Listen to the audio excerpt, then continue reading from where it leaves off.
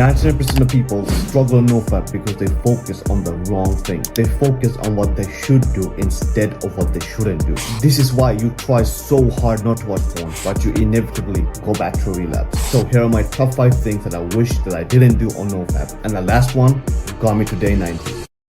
Here's the thing, I'm pretty sure you've heard about the story of Adam and Eve, right? Like how they lived in Eden, they had all the freedoms, they would live forever under the guidance of God, but there was one tree where they couldn't eat from. And what did they do?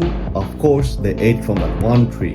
But here's the thing though, right? The way that religion explains it is that Satan, or like some snake, came to Eve and told her to eat the fruit. But what if it wasn't Satan or some snake or anything? What if it was simply the forbidden fruit syndrome? Anything which seems to be unavailable is as a result more desirable. And the reason why I'm telling you this story, bro, is because most of the people watching this are making this exact mistake right here. They have their own forbidden fruit syndrome. What am I talking about?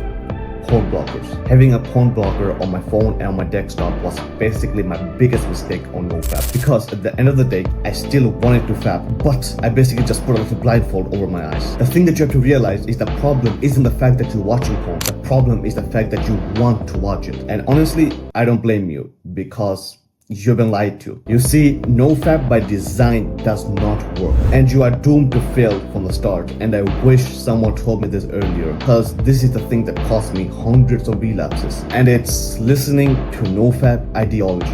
Now, I have told this story many times on YouTube before, but basically the way that I found out about NoFap is one day before going to school, I was just scrolling on YouTube like always, and then I saw a video by this one YouTuber called IceColdJT titled "My 1 Year NoFap Transformation." I clicked on the video and I was like, yo, no way, this is real, right? Like if I just don't wank one off, I'm literally gonna be like a top 1% alpha male G, right? I'm gonna become a billionaire within the next few years. And so of course I gave NoFap a shot, and guess what? It actually worked. I actually managed to make NoFap work on my first attempt, but at around day 30 I got super sick and I was basically just home the whole day. All I was doing the whole day was maybe meditate a bit, maybe journal a bit, but the other 16 hours of the day I would literally just play video games, watch anime, watch series, watch movies, and of course living a lifestyle like that, bro.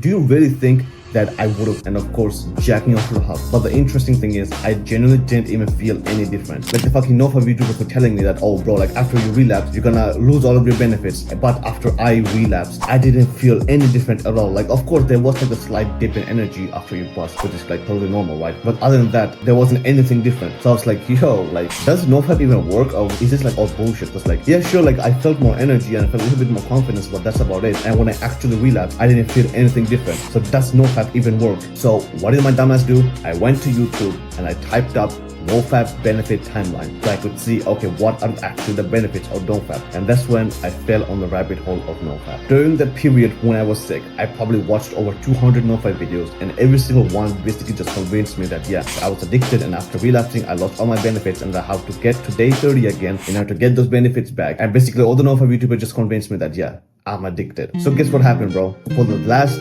3-ish years before I found the freedom model, more on that later, I have just been struggling on NoFap. Did you catch what happened there? When I believed that I wasn't addicted to porn, I quit super easily. But after a relapse and after I watched all of those videos by NoFap YouTubers, I got convinced that I was addicted, and I struggled for 3 years. So what does this mean? Well, no matter what society tells you, bro, addiction truly does not exist. Cause let me ask you, bro, how do you define an addict? If someone watches porn once per month, is he addicted? Well, no. Okay, once every 3 weeks, still no. Once every 2 weeks, I don't think so. Okay, once a week, maybe he's addicted 3 times a week, every single day, 3 times per day. Like, you see where I'm coming from here? There's no way to know if someone is addicted or not. Like, where do you draw the line? If someone has cancer, we know that okay, that person has cancer. If someone has diabetes, we know that okay, that person has diabetes. But if someone is addicted, then how do we know he's actually addicted? Like, if I eat chicken or rice every single day, am I addicted to chicken or rice? If I exercise every single day, am I addicted to exercising? If I play video games every single day, am I addicted to video games? If I watch porn every single day, all of a sudden I'm addicted to porn. Remember, bro, your labels are very powerful. If you label yourself as depressed, then you will feel depressed and you will become depressed. If you label yourself as ugly, then you will become ugly. Why? Well, because you start taking less care of your skin, because what's the point? You're ugly. You'll start taking less less care of your hair, because what's the point? You're ugly. And like this, because you believed you're ugly and because your actions follow what you believe, you eventually became ugly because you believed that you are ugly. And in the exact same way, if you believe that you are addicted,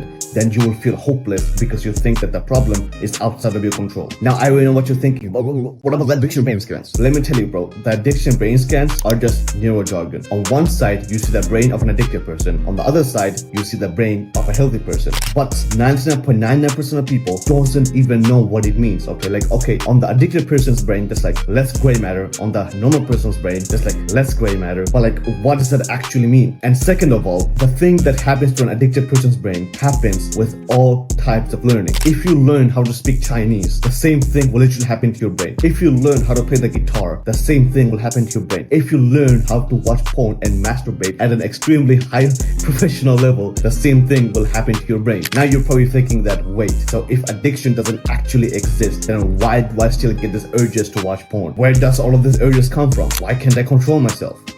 Well, you see, bro, even though NoFap has convinced you that porn is like this awful thing that we must never do, the truth is that you still want to PMO because of the benefits that you see in it. Seeing benefits in PMO was one of my biggest mistakes by far because it's all on you. The benefits could be helping with boredom, helping with stress, helping with loneliness, helping with anxiety, and the list goes on and on and on. And this right here is why you still PMO. Not because of addiction, but because you see benefits in watching porn. And if you decide in your brain that you'll be happier without watching porn, then quitting will become easy. Because if you genuinely don't want to watch porn, then you simply won't want to watch porn. Always remember that. But my biggest mistake on NoFap was the fact that I didn't see the signs. You see, NoFap is just one pillar of life. The biggest reason why you struggle on NoFap is because all other pillars of your life are unstable. And this is why mastering yourself at a young age is so important. And if you want to learn how to do that, then go ahead and watch this video over here.